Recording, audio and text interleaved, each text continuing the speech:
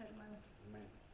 Amoroso Señor y Dios nuestro, Padre Celestial, Señor, te damos gracias en esta tarde, Padre bendito, Señor, pidiéndote, Padre Santo, que unges, Padre Santo, con ese aceite fresco a nuestro pastor, para que, Señor, tú, esa palabra que tú le has dado a él, Señor, y nos la va a compartir, Padre Santo, que entre dentro de nuestros corazones, Padre Santo, para que podamos, Señor, creer más en ti, Señor, y recibir esta palabra, Padre, como un platillo fuerte, Señor, que es lo que nos hace falta, Señor, para lo espiritual. Yo te pido, Padre Santo, que bendigas a nuestro pastor, Señor, y que esta palabra, Señor, que viene de ti, Padre bendito, Señor, nos toque nuestros corazones y la podamos poner en práctica, Señor. Te lo pedimos en nombre de Jesús. Amén. Amén. Gracias, hermana Angelina. Muchas gracias, hermano Iván.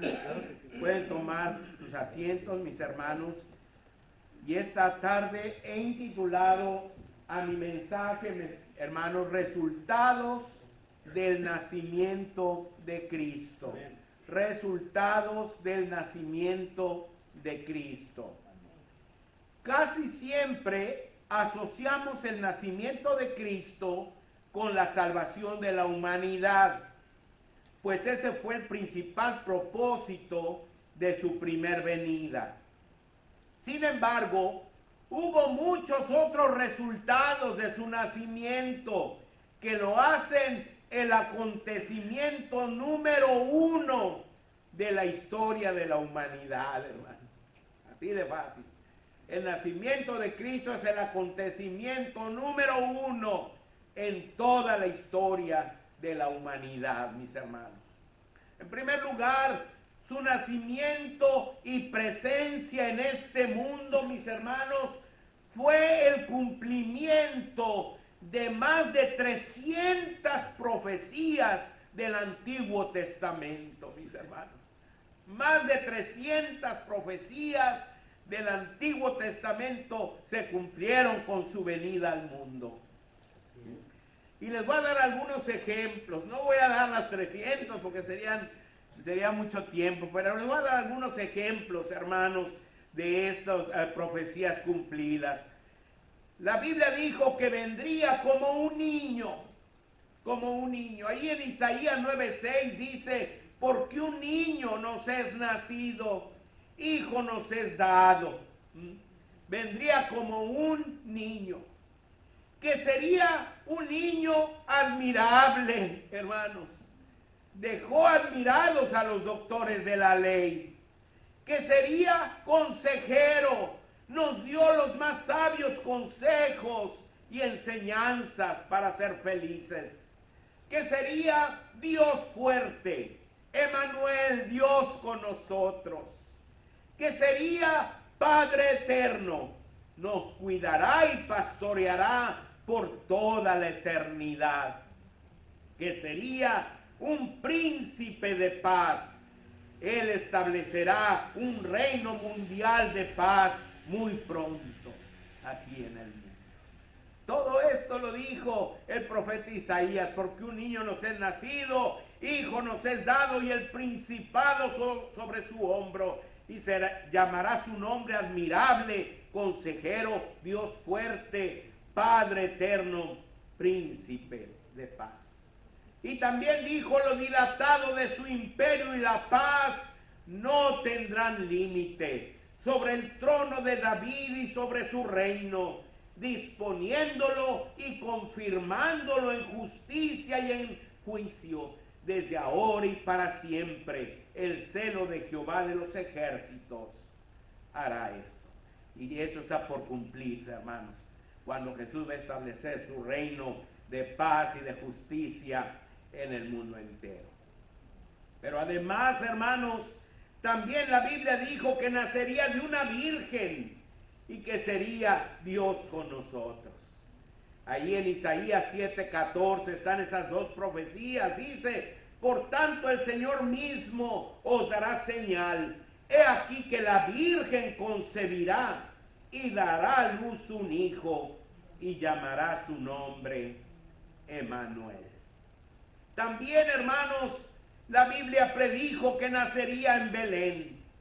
En Miqueas 5:12 dice: pero tú, Belén Efrata, pequeña para estar entre las familias de Judá, de ti me saldrá el que será Señor en Israel, y sus salidas son desde el principio, desde los días de la eternidad. También la Biblia dijo que sería el más hermoso de los hijos de los hombres. En el Salmo 45, 1-7 dice: rebosa mi corazón palabra buena, dirijo al rey mi canto.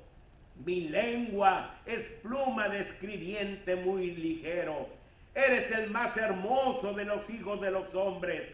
La gracia se derramó en tus labios.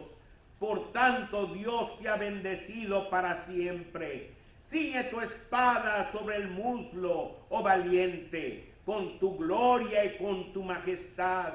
En tu gloria sé prosperado. Cabalga sobre palabra de verdad, de humildad y de justicia, y tu diestra te enseñará cosas terribles.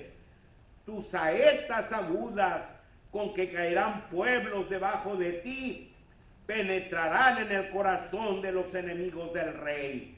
Tu trono, oh Dios, es eterno y para siempre. Cetro de justicia es el cetro de tu reino. Has amado la justicia y aborrecido la maldad. Por tanto te ungió Dios, el Dios tuyo, con óleo de alegría, más que a tus compañeros. También la Biblia dijo que traería consuelo y perdón de pecados el Señor, hermanos. Ahí en Isaías 40:1-2 dice: consolaos, consolaos, pueblo mío, dice vuestro Dios. Hablad al corazón de Jerusalén, decidle a voces que su tiempo es ya cumplido, que su pecado es perdonado, que doble ha recibido de la mano de Jehová por todos sus pecados. También la Biblia, hermanos, predijo que sería Dios mismo, Emmanuel. En Isaías 40:3-4 dice: voz que clama en el desierto, preparad camino a Jehová, enderezad calzada en la soledad a nuestro Dios. Todo valle sea alzado y bájese todo monte y collado, y lo torcido se enderece y lo áspero se allane. La Biblia dijo que sería la misma gloria de Dios y que todos los hombres la verían. En Isaías 45 dice: y se manifestará la gloria de Jehová, y toda carne juntamente la verá, porque la boca de Jehová ha hablado. La Biblia dijo que sería descendiente del rey David. En 2 Samuel 7:12-16 dice: y cuando tus días sean cumplidos y duermas con tus padres, yo levantaré después de ti a uno de tu linaje, el cual procederá de tus entrañas, y afirmaré su reino.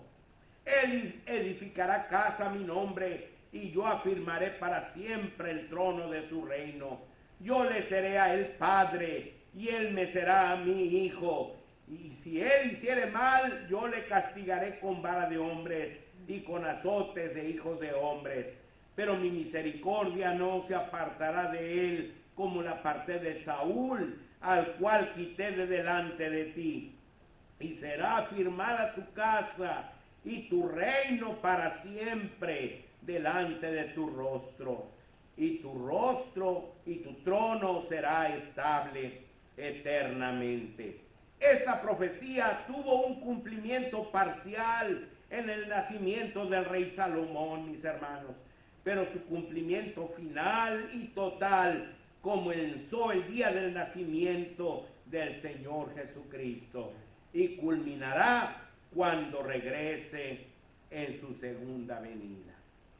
La Biblia dijo que sería llamado de Egipto, a donde fue llevado por causa de la matanza de niños ordenada por el rey Herodes. En Oseas 1:1 dice, de Egipto llamé a mi hijo.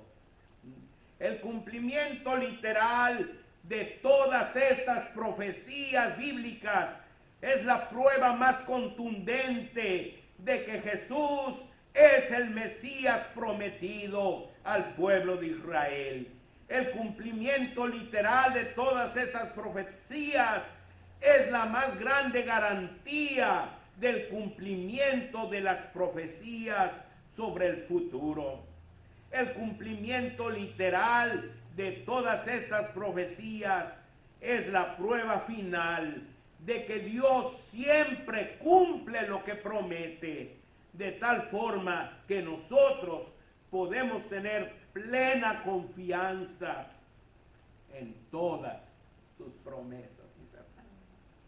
Qué hermoso, hermano, qué hermoso, porque el nacimiento de Jesús fue el cumplimiento fiel, literal, de más de 300 profecías del Antiguo Testamento. Mis hermanos, y eso nos garantiza que las que faltan por cumplirse se van a cumplir, hermanos. De hecho, muchas de las profecías del fin de los tiempos se están cumpliendo delante de nuestra vista, hermanos, actualmente. Además, hermanos, el nacimiento de Jesús hizo posible el comienzo de una nueva dispensación, la dispensación de la gracia, mis hermanos. La dispensación de la gracia, como dice Pablo, no estáis bajo la ley, sino bajo la gracia, mis hermanos. En Romanos 6, 14 y 15 dice, porque el pecado no se enseñoreará de vosotros, pues no estáis bajo la ley, sino bajo la gracia. ¿Qué pues? ¿Pecaremos porque no estamos bajo la ley, sino bajo la gracia? En ninguna manera. Hermanos, estamos ahora en la dispensación de la gracia, la mejor de todas las dispensaciones que ha habido en el mundo, hermanos. El establecimiento de una nueva dispensación se hizo necesario por varios motivos, hermanos. Por varios motivos. Dios tuvo que poner una nueva dispensación que se llama la gracia. En primer lugar, porque por la ley ningún ser humano será justificado ante Dios, hermanos. Así lo dice en Romanos 3:20. Ya que por las obras de la ley ningún ser humano será justificado delante de él, porque por medio de la ley es el conocimiento del pecado, hermanos. La ley, hermanos, fue puesta para que la cumpliéramos, hermanos. Pero ¿quién la cumple, hermanos? Nadie. Al contrario, hermanos, cuando leemos ahí que no debemos hacer esto, luego lo hacemos, hermanos. Entonces la ley, hermanos, es para que nosotros veamos lo santo y perfecto que es Dios y lo viles y pecadores que somos nosotros, hermanos. Entonces ningún ser humano va a ser justificado por la ley, mis hermanos. Porque la única forma de justificarnos ante Dios es por la fe en nuestro Señor Jesucristo. Es decir, por la gracia de Dios en forma gratuita, mediante la redención que nuestro Señor Jesucristo logró para nosotros al morir en la cruz del Calvario. En Romanos 3, 21 en adelante dice, pero ahora aparte de la ley se ha manifestado la justicia de Dios testificada por la ley y por los profetas. La justicia de Dios por medio de la fe en Jesucristo para todos los que creen en Él. Porque no hay diferencia por cuanto todos pecaron y están destituidos de la gloria de Dios, siendo justificados gratuitamente por su gracia, mediante la redención que es en Cristo Jesús, a quien Dios puso como propiciación por medio de la fe en su sangre, para manifestar su justicia a causa de haber pasado por alto en su paciencia los pecados pasados, con la mira de manifestar en este tiempo su justicia, a fin de que Él sea el justo y el que justifica al que es de la fe de Jesús. ¿Dónde pues está la jactancia?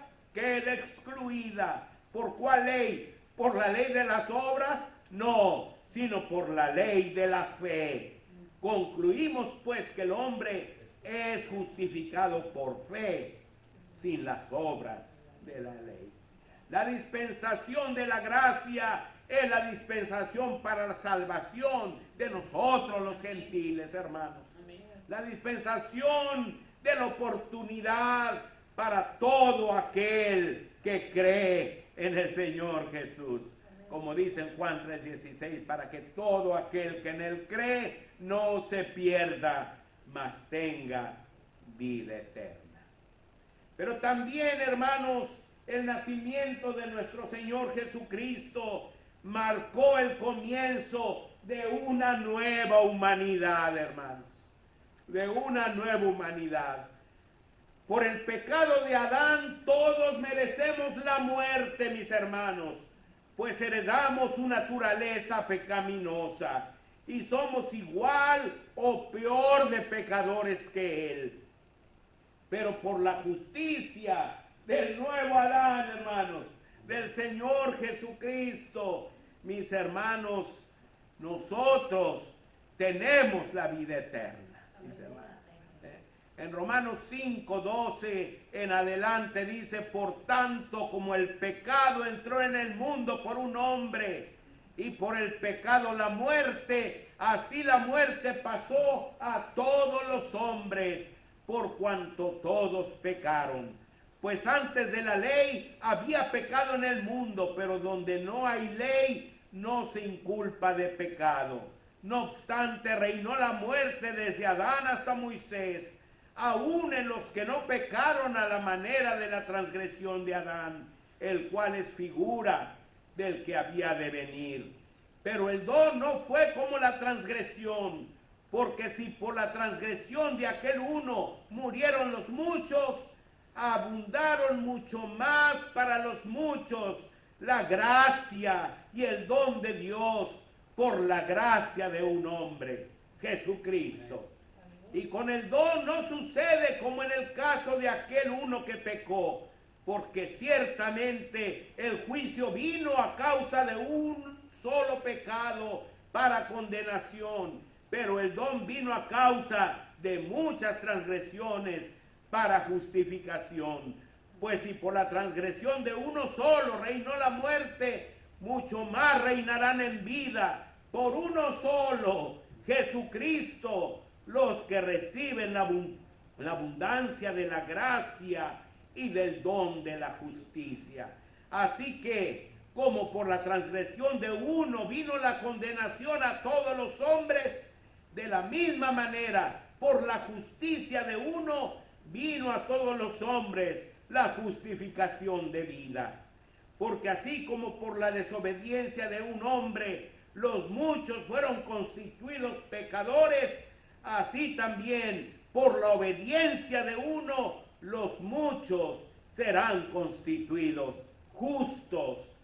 Pero la ley se introdujo para que el pecado abundase, mas cuando el pecado abundó, sobreabundó la gracia, para que así como el pecado reinó para muerte, así también la gracia reine por la justicia para vida eterna mediante Jesucristo, Señor nuestro.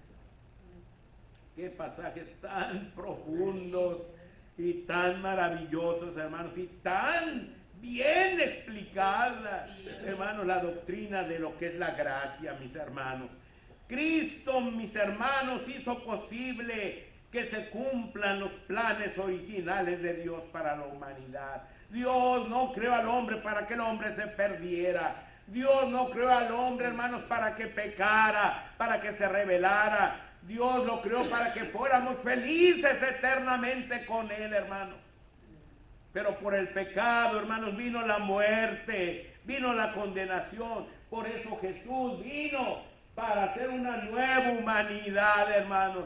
de todos aquellos que creemos en Él y le recibimos como Señor y Salvador de nuestras vidas.